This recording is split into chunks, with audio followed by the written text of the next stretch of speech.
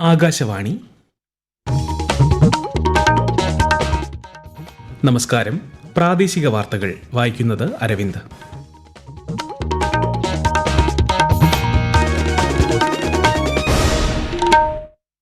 പ്രധാന വാർത്തകൾ. ഇന്ത്യയുടെ ആക്ട് ഈസ്റ്റ് നയത്തിന്റെ കേന്ദ്ര ബിന്ദുവാണ് വടക്ക് കിഴക്കൻ മേഖലയെന്നും തെക്ക് കിഴക്കൻ ഏഷ്യയുമായി ഇന്ത്യയെ ബന്ധിപ്പിക്കുന്ന കവാടമായി മേഖല മാറിയെന്നും പ്രധാനമന്ത്രി നരേന്ദ്രമോദി. രാജ്യത്തെ സൂക്ഷ്മ ന്യൂനപക്ഷ വിഭാഗങ്ങളുടെ ഉന്നമനം സാധ്യമാക്കാൻ കേന്ദ്ര സർക്കാർ പ്രതിജ്ഞാബദ്ധമെന്ന് കേന്ദ്ര ന്യൂനപക്ഷകാര്യമന്ത്രി കിരൺ റിജിജു. സംസ്ഥാന മന്ത്രിസഭായോഗം ഇന്ന് വൈകുന്നേരം 7 മണിക്ക് ഓൺലൈനായി ചേരും. മുഖ്യമന്ത്രി പിണറായി വിജയൻ ഇന്ന് കണ്ണൂർ ജില്ലയിലെ വിവിധ പരിപാടികളിൽ പങ്കെടുക്കും. രാജ്യത്ത് അസംസ്കൃത എണ്ണ ആവശ്യത്തിന് സ്റ്റോക്കുണ്ടെന്നും ആശങ്കപ്പെടേണ്ട സാഹചര്യമില്ലെന്നും കേന്ദ്ര സർക്കാർ. ISL ഇന്ന് കേരള ബ്ലാസ്റ്റേഴ്സ് ഈസ്റ്റ് ബംഗാളിനെ നേരിടും. വാർത്തകൾ വിശദമായി.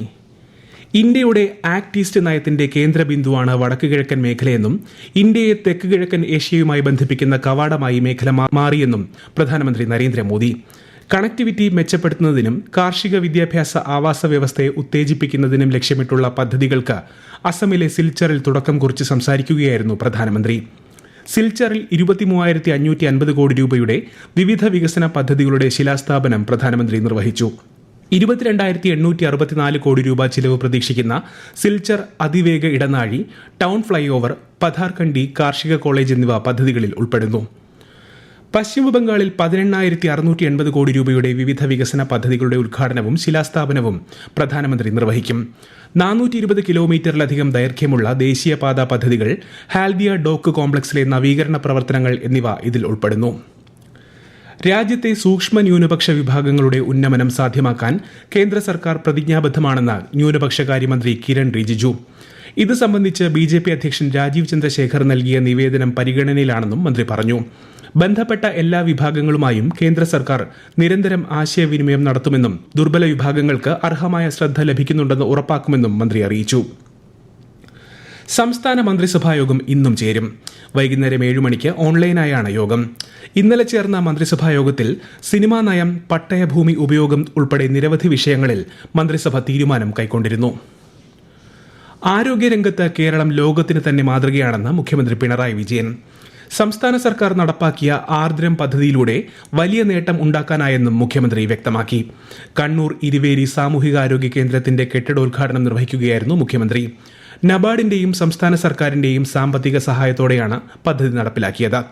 17 കോടി രൂപ ചിലവഴിച്ചാണ് പദ്ധതി നടപ്പിലാക്കിയത്. ഇന്ന് കണ്ണൂർ ജില്ലയിലെ വിവിധ പരിപാടികളിൽ മുഖ്യമന്ത്രി പങ്കെടുക്കും. ശബരിമലയിൽ വിശ്വാസികളുടെ താൽപര്യങ്ങൾ സംരക്ഷിച്ച് മുന്നോട്ട് പോകണമെന്നതാണ് സർക്കാർ നിലപാടെന്ന് മന്ത്രി VN വാസവൻ. കോട്ടയത്ത് മാധ്യമങ്ങളോട് സംസാരിക്കുകയായിരുന്നു മന്ത്രി.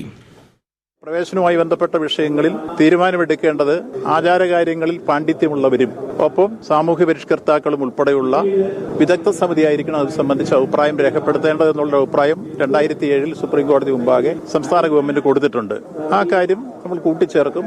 എല്ലാ കാലത്തും വിശ്വാസികളുടെ താൽപര്യങ്ങൾ പരിരക്ഷിച്ചുകൊണ്ട് മുന്നോട്ട് പോകണമെന്ന നിലപാടായിരിക്കും ഗവൺമെന്റ് ഉണ്ടായിരിക്കുക എന്നുള്ള കാര്യവും പറയും. മീനമാസ പൂജയ്ക്കായി ശബരിമല നട ഇന്ന് വൈകിട്ട് 5-ന് തുറക്കും. നാളെ പുലർച്ചെ മുതൽ പൂജകൾ ആരംഭിക്കും. വിശദാംശങ്ങളുമായി ആകാശവാണി പത്തനംതിട്ട ജില്ലാ പ്രതിനിധി ശ്രീജി എസ് ശ്രീധർ.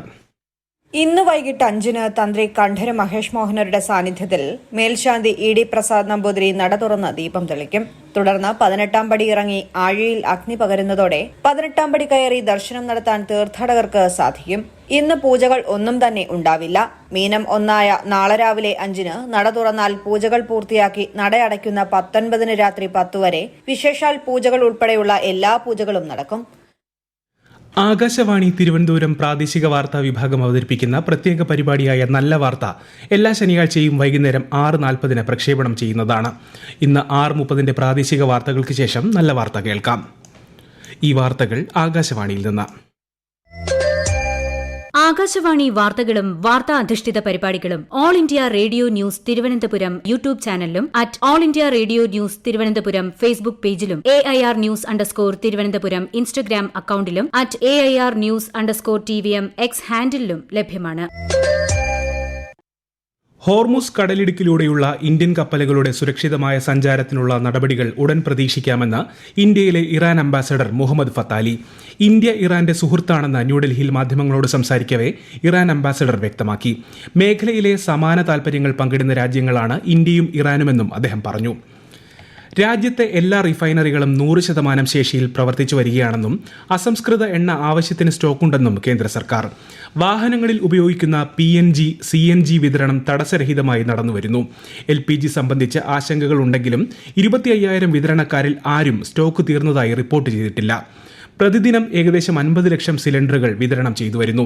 അഭ്യൂഹങ്ങൾ വിശ്വസിച്ച് അധിക സംഭരണത്തിന് മുതിരരുതെന്ന് പെട്രോളിയം പ്രകൃതിവാതക മന്ത്രാലയ ജോയിന്റ് സെക്രട്ടറി സുജാത ശർമ്മ ജനങ്ങളോട് അഭ്യർത്ഥിച്ചു.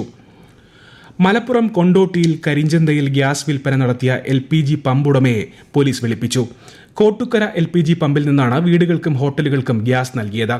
2,000 രൂപ നിരക്കിൽ 1,000-ലധികം പേർക്ക് സിലിണ്ടർ നിറച്ചു നൽകുകയായിരുന്നു. വാഹനങ്ങൾക്ക് നിറയ്ക്കാൻ മാത്രമാണ് ഇവിടെ അനുമതിയുള്ളത്. LPG ലഭ്യത ഉറപ്പാക്കാൻ കേന്ദ്രം കൃത്യമായ ഇടപെടൽ നടത്തുന്നതായി മുൻ കേന്ദ്രമന്ത്രി V. മുരളീധരൻ. മാധ്യമങ്ങൾ തെറ്റായ വാർത്തകൾ നൽകരുതെന്ന് അദ്ദേഹം അഭ്യർത്ഥിച്ചു. 2 ഇന്ത്യൻ കപ്പലുകൾ ഹോർമുസ് കടലിടുക്ക് കടന്നതായും അത് മോദി സർക്കാരിന്റെ നയതന്ത്ര വിജയമാണെന്നും അദ്ദേഹം പറഞ്ഞു. പാചകവാതക പ്രതിസന്ധിയുമായി ബന്ധപ്പെട്ട് കേന്ദ്ര സഹമന്ത്രി സുരേഷ് ഗോപിയുമായും ജില്ലാ കളക്ടറുമായും ചർച്ച നടത്തിയെന്ന് തിരുവനന്തപുരം മേയർ VV രാജേഷ്. ഭക്ഷണ സാധനങ്ങൾക്ക് വില വർദ്ധിപ്പിക്കരുതെന്ന് നിർദ്ദേശം നൽകിയിട്ടുണ്ട്. ഹോസ്റ്റലുകളിലും ആശുപത്രികളിലും ഭക്ഷണം കിട്ടാതെ വരുന്ന സാഹചര്യമുണ്ടെങ്കിൽ കോർപ്പറേഷൻ കമ്മ്യൂണിറ്റി കിച്ചൺ ആരംഭിച്ച് ഭക്ഷണ വിതരണം ഉറപ്പാക്കുമെന്നും തിരുവനന്തപുരം മേയർ അറിയിച്ചു. കുടുംബശ്രീ ജില്ലാ മിഷന്റെ ആഭിമുഖ്യത്തിൽ നടപ്പിലാക്കുന്ന മീറ്റ് പോയിന്റ് ടേക്ക് അവേ കൌണ്ടറുകൾക്ക് പാലക്കാട് ജില്ലയിൽ തുടക്കമായി. ജില്ലാതല ഉദ്ഘാടനം രാവിലെ കൊഴിഞ്ഞാമ്പാറ കരുവപ്പാറയിൽ നടന്നു. ആകാശവാണി പാലക്കാട് ജില്ലാ പ്രതിനിധി ഫൈസൽ അലിമുത്ത് തയ്യാറാക്കിയ റിപ്പോർട്ട്. കുടുംബശ്രീ സംരംഭകർക്ക് സ്ഥിര വരുമാനം ഉറപ്പാക്കുന്നതിനായി രൂപീകരിച്ച പദ്ധതിയാണ് മീറ്റ് പോയിന്റ് ടേക്ക് അവേ കൌണ്ടറുകൾ. ഒരേ മാതൃകയിലും ഗുണനിലവാരത്തിലും സ്വാദിഷ്ടമായ ഭക്ഷണം ലഭ്യമാക്കുക എന്നതാണ് പദ്ധതിയുടെ ലക്ഷ്യം. ബ്രേക്ക്ഫാസ്റ്റ്, ഡിന്നർ, ലഘുഭക്ഷണം, ലഘു ചിക്കൻ വിഭവങ്ങൾ തുടങ്ങിയവയാണ് കൌണ്ടർ വഴി ലഭ്യമാക്കുക. ജില്ലയുടെ വിവിധ ഭാഗങ്ങളിൽ സമാനമായ കൌണ്ടറുകൾ ആരംഭിക്കുന്നതിന്റെ ഭാഗമായാണ് കൊഴിഞ്ഞാമ്പാറയിൽ ആദ്യഘട്ട ഉദ്ഘാടനം നടന്നത്. കേരളത്തിലെ ഉന്നത വിദ്യാഭ്യാസ മേഖലയിലെ വിദ്യാർത്ഥി പ്രവേശനത്തിൽ 5 വർഷത്തിനിടെ റെക്കോർഡ് വർധനവെന്ന് മന്ത്രി R. ബിന്ദു. 3.5 ലക്ഷത്തിലേറെ വിദ്യാർത്ഥികൾ 5 വർഷത്തിനിടെ കൂടിയതായി all India higher education survey report വ്യക്തമാക്കുന്നു. മൊത്തം പ്രവേശന അനുപാതം 30-ൽ നിന്ന് 41 വർദ്ധിച്ചു. ഉന്നത പഠനത്തിന് അപേക്ഷിക്കുന്ന വിദേശ വിദ്യാർത്ഥികളുടെ എണ്ണത്തിലും കുതിച്ചുചാട്ടമുണ്ടായതായി മന്ത്രി സമൂഹമാധ്യമത്തിൽ കുറിച്ചു. അമ്പലപ്പുഴ ക്ഷേത്രത്തിലെ ഉത്സവം സമാപനത്തിലേക്ക് നീങ്ങുന്നു. ഇന്നാണ് പ്രസിദ്ധമായ നാടകശാല സദ്യ. കൂടുതൽ വിവരങ്ങളുമായി ആകാശവാണി ആലപ്പുഴ ജില്ലാ പ്രതിനിധി R. രവികുമാർ. അമ്പലപ്പുഴ ക്ഷേത്രത്തിലെ 9ാം ഉത്സവദിന ചടങ്ങുകൾ പ്രസിദ്ധമാണ്. നാടകശാല സദ്യയുടെ ചടങ്ങുകളാണ് ഇപ്പോൾ നടക്കുന്നത്. വലിയ തിരക്കാണ് ക്ഷേത്രത്തിൽ അനുഭവപ്പെടുന്നത്. തൂശനില നിരത്തി വിഭവങ്ങളെല്ലാം വിളമ്പി വഞ്ചിപ്പാട്ടിന്റെ ഈരടികൾ മുഴങ്ങിത്തുടങ്ങി. 500ഓളം പേർക്കാണ് ഇക്കൊല്ലം സദ്യ ഒരുക്കിയിട്ടുള്ളത്.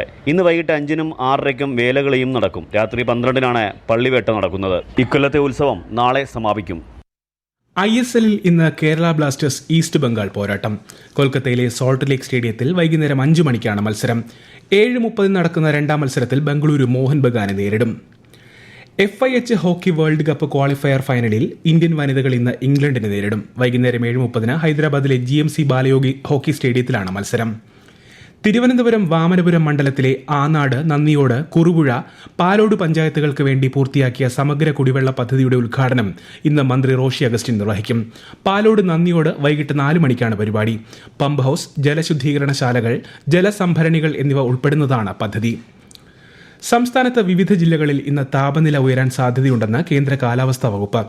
ആലപ്പുഴ, കോട്ടയം ജില്ലകളിൽ ഉയർന്ന താപനില 37 ഡിഗ്രി സെൽഷ്യസ് വരെയും, കൊല്ലം, എറണാകുളം, തൃശൂർ, കോഴിക്കോട്, പാലക്കാട്, കണ്ണൂർ, കാസർഗോഡ് ജില്ലകളിൽ 36 ഡിഗ്രി സെൽഷ്യസ് വരെയും ഉയർന്നേക്കുമെന്ന് കാലാവസ്ഥാ വിഭാഗം അറിയിച്ചു. ഉയർന്ന ചൂട്, സൂര്യാഘാതം, സൂര്യാതപം, നിർജ്ജലീകരണം തുടങ്ങി ഗുരുതരമായ ആരോഗ്യ പ്രശ്നങ്ങൾക്ക് കാരണമാകുമെന്നതിനാൽ ജനങ്ങൾ ജാഗ്രത പാലിക്കണമെന്നും നിർദ്ദേശം നൽകിയിട്ടുണ്ട്. പ്രധാന വാർത്തകൾ വീണ്ടും. ഇന്ത്യയുടെ ആക്ട് ഈസ്റ്റ് നയത്തിന്റെ കേന്ദ്ര ബിന്ദുവാണ് വടക്ക് കിഴക്കൻ മേഖലയെന്നും തെക്ക് കിഴക്കൻ ഏഷ്യയുമായി ഇന്ത്യയെ ബന്ധിപ്പിക്കുന്ന കവാടമായി മേഖല മാറിയെന്നും പ്രധാനമന്ത്രി നരേന്ദ്രമോദി. രാജ്യത്തെ സൂക്ഷ്മ ന്യൂനപക്ഷ വിഭാഗങ്ങളുടെ ഉന്നമനം സാധ്യമാക്കാൻ കേന്ദ്ര സർക്കാർ പ്രതിജ്ഞാബദ്ധമെന്ന് കേന്ദ്ര ന്യൂനപക്ഷകാര്യമന്ത്രി കിരൺ റിജിജു. സംസ്ഥാന മന്ത്രിസഭായോഗം ഇന്ന് വൈകുന്നേരം 7 മണിക്ക് ഓൺലൈനായി ചേരും. മുഖ്യമന്ത്രി പിണറായി വിജയൻ ഇന്ന് കണ്ണൂർ ജില്ലയിലെ വിവിധ പരിപാടികളിൽ പങ്കെടുക്കും. രാജ്യത്ത് അസംസ്കൃത എണ്ണ ആവശ്യത്തിന് സ്റ്റോക്കുണ്ടെന്നും ആശങ്കപ്പെടേണ്ട സാഹചര്യമില്ലെന്നും കേന്ദ്ര സർക്കാർ. ISLൽ ഇന്ന് കേരള ബ്ലാസ്റ്റേഴ്സ് ഈസ്റ്റ് ബംഗാളിനെ നേരിടും. വാർത്തകൾ കഴിഞ്ഞു. അടുത്ത വാർത്താ പ്രക്ഷേപണം 12:50.